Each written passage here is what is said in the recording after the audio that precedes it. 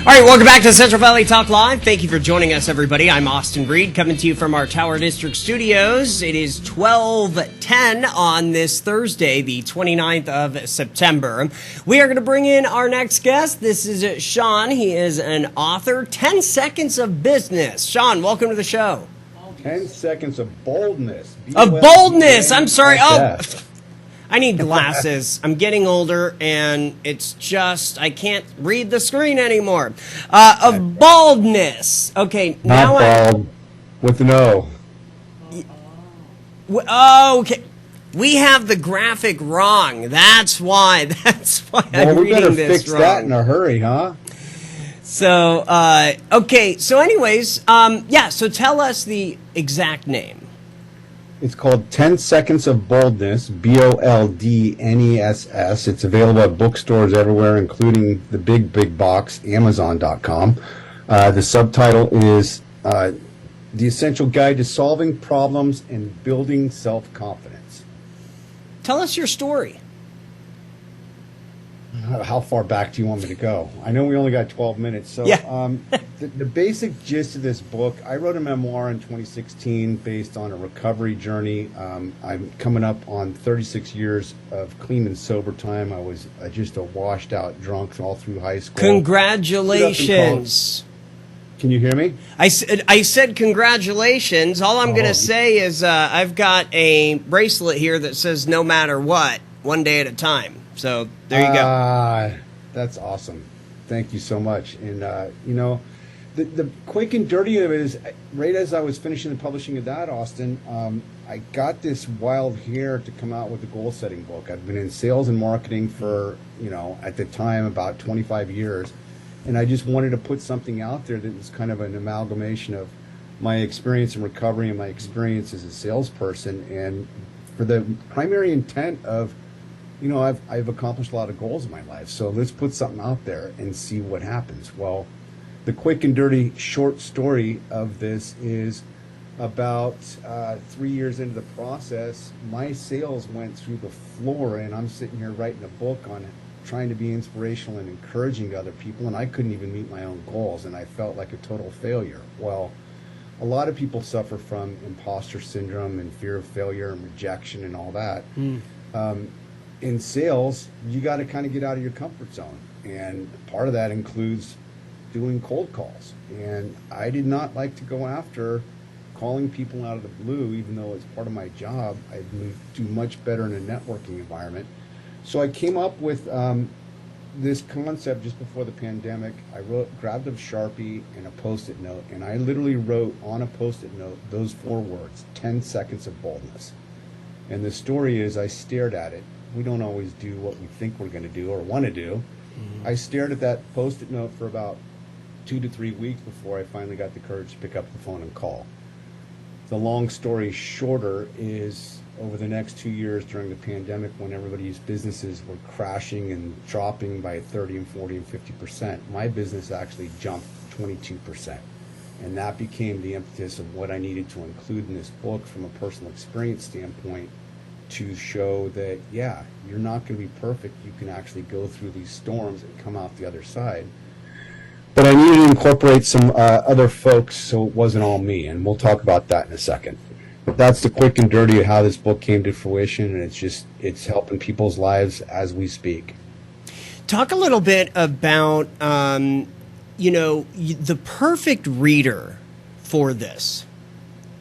It's tough. I think, really, if you want to know the honest to God's truth, the perfect reader, because that's a great question. When you're writing a book, you want to have an idea of who your audience is. And I've been doing marketing and advertising for 30 years. And, the three things that you have to ask your clients are, who do you want to reach? What do you want to say to them? And what do you want them to do? And your question is spot on. And I grappled with this because I have a tendency to be this gregarious, outspoken person, but inside I'm really an introvert. So the short answer is people who tend to be more introverted than extroverted, who are a little more shy, who are a little more vulnerable to not having self-confidence for a number of reasons.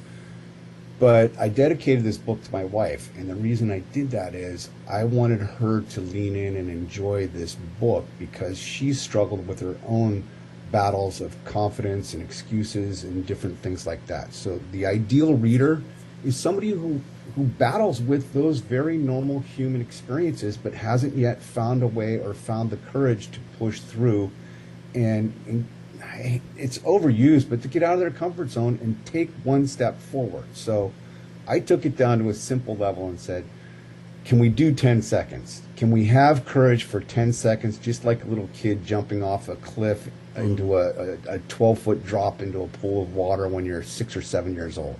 Can I do that? Can I jump off the end of the diving board like my dad encouraged me to do when I was, 2, 3, or 4 years old? That's the impetus. The audience is people who want to do more, who are basically sick and tired of not doing more, and they need that little bit of encouragement to move forward and do it. And 10 Seconds of Boldness is a great spot to start. For you and your journey writing this, do you feel that you were able to see maybe some things in your life?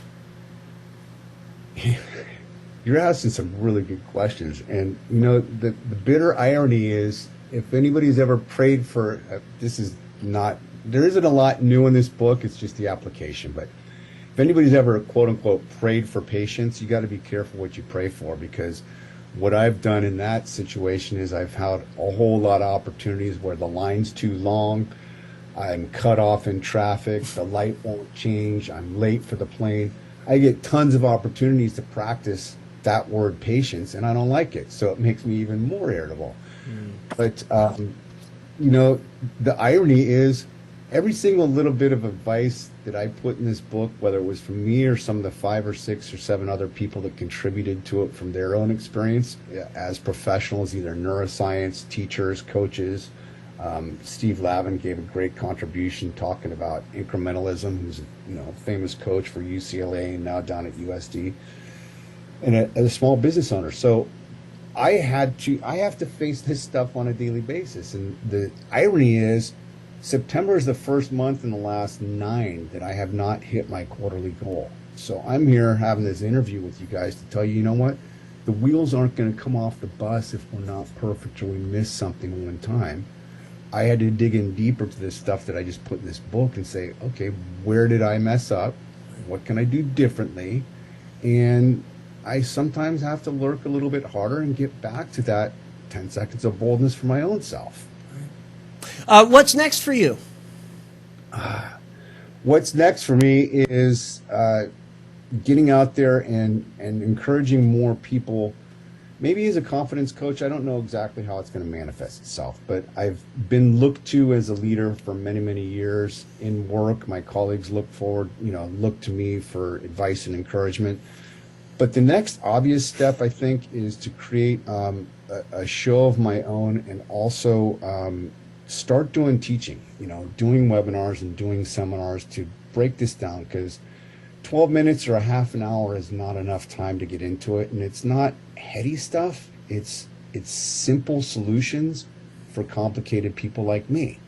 And all of us have a tendency to overcomplicate things. So the next step is really getting out there and getting some paid speaking engagements, using and building a platform, whether it's a podcast and or webinars, to help as many people as possible. I mean, my mission is really to inspire and encourage anybody who has dreams and desires and goals to have that 10 seconds of courage, to believe in themselves that, what, your ship ain't going to come in. You got to take that step forward to make stuff happen. And if you want to go back to Hawaii, like this place here that my wife and I have gone to, we had to wait 3 years. We had a visualization and an image and found out exactly where the spot was that we went to before and got it. And those are the things that are dreams that I had as a teenager that I didn't think were possible, and now they are. Right. Yeah, as life goes on. I love it. Where can people get the book? Best way? Best play, if you want to support local bookstores, just go to your local bookstore and say, hey, I want Shawn's copy of 10 Seconds of Boldness. You can look me up at last name Langwell. My wife's got 12 self-published books out there, too, if you're interested in romance or women's fiction. It's also available on Amazon. I I don't have any preference of where you get it. It's $10 for a Kindle version, up to 25 for a hardcover. It's a damn good book, you guys, and it's a reference book, and it's also a life skill application book. So get it. You want to connect with me, find me at ShawnLangwell.com. I'm very responsive, and I'm very appreciative that you have had me on this show to just get out here and talk about it, because that's part of the process, man. So thanks, Austin. And Shawn, you keep up the good fight. Thank you so much. Appreciate it. Thanks, brother. I'm Austin Reed. You're watching Central Valley Talk. We'll be back with more right after this.